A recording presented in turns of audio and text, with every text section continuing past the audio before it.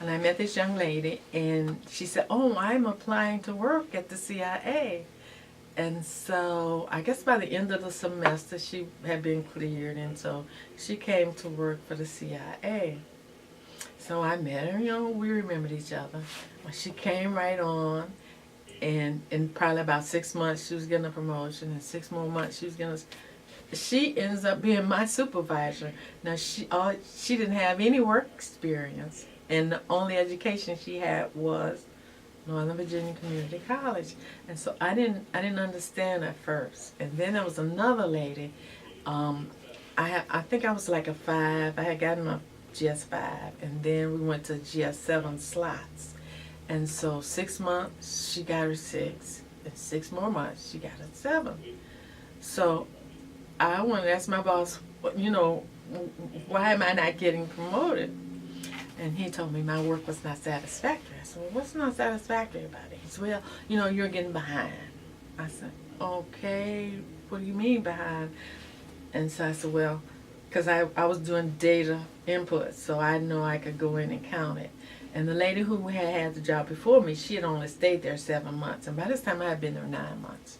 So I went and I counted how many inputs she had done during her time period, how many new records she had created, how many changes she had made. I had done twice as many inputs, 4 times as many changes, and her work was satisfactory, but mine wasn't. And my evaluation, he gave me like 4s, and there blacks usually get 4s, and the whites get 7.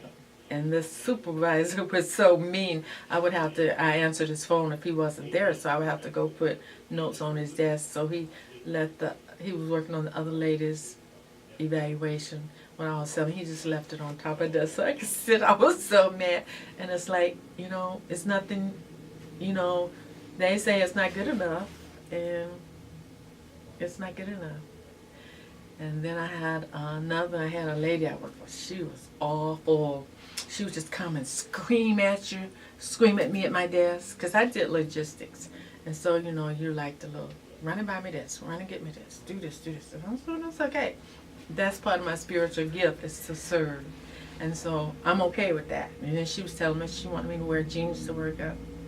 Remember, I like to dress up. Jeans ain't dressing up. That's not going to work for me. I said, tell me what you want done. I'm going to have on a suit. If you want me to move this, put it on a dollar and I'll push it on down the hall. But I'm not going to wear on jeans to work. So she was awful. So finally, I did a EEO suit against her.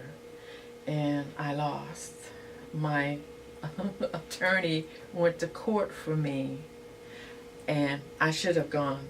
And my husband went, because then he was working with the NAACP, so he was there. But I had a black judge who knew my husband. So that was my time to win. But my attorney said, oh, I didn't know this was the trial. I thought this was just the meeting to set a date for the trial. And so, I lost that too. But here in Virginia at the CIA, I had another Christmas party incident again. We were in this office, and I guess there must have been about 8 or 10 people in the office. But again, 2 blacks.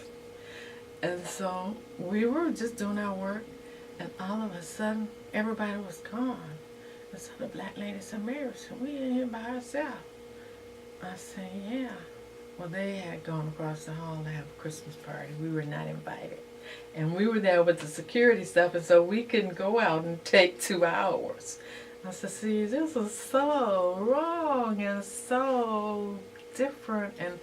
But the CIA, just like with the telephone company, I had a black, I pay taxes. I'm part owner of the CIA, and why should I have to be treated like that? And that was in the 19... That was probably about 80, because I went to work there I went to work at 80, probably about 84, 85. 1985. So you did continue your education. Let's talk about where you went. Yes. So I it took me 6 years, and I could have done more, but my daughter was 7, and I did not want to be going all the time. And plus, my husband was in school too, so I just took one class every quarter, but I never missed a quarter. So it took me 6 years to get my associates. So then, I think I took a little time off, and then I started going to Strayer, and I was doing business management.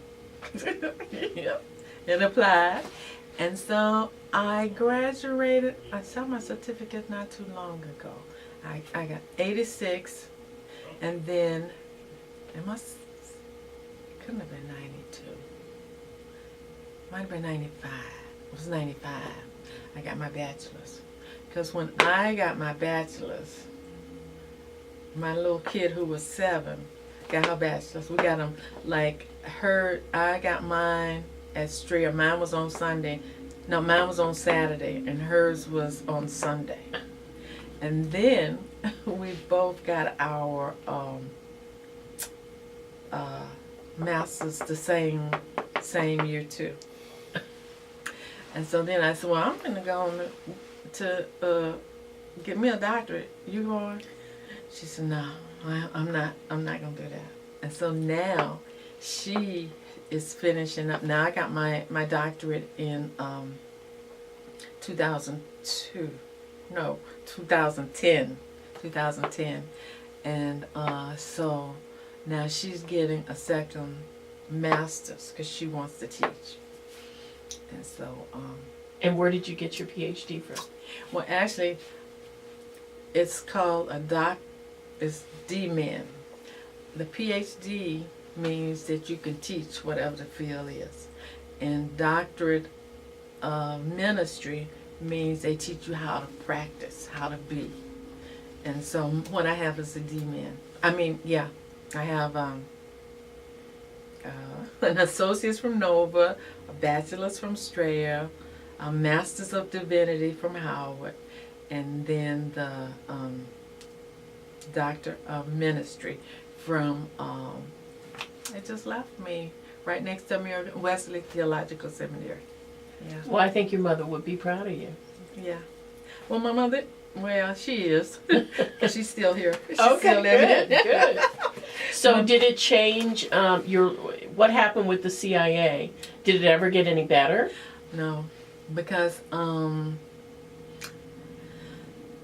it did not get better. Because my last assignment there, I worked with, it's interesting, an African American man.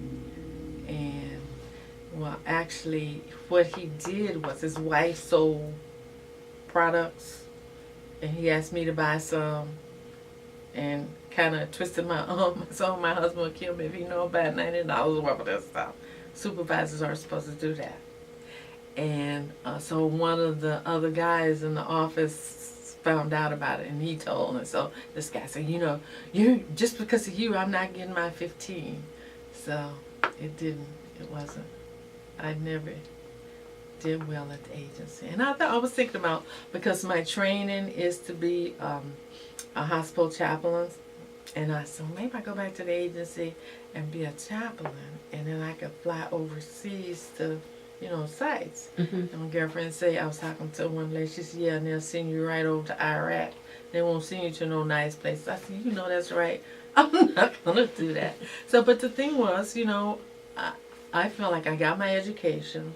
Not only did I get that, but I got to travel. I got to go to Africa for a month. I was at Monrovia, Liberia. And I went to Egypt, Cairo, Egypt, to the pyramids, and New Delhi to the Taj Mahal, and so I got to do a lot of travel, but I don't feel I got the rewards or benefits or the appreciation that I deserved as a person. But the thing is, like, we had a lady join our church a few years ago. I had been retired. I retired in 2000. And so I had been retired by 5 years. And she said she was new to the area. Somebody at the agency told her, go to that church, because Mary's over there. So my legacy, I left, and I would see the black people crying and upset about the way. Girl, that's all right. Let's pray about that.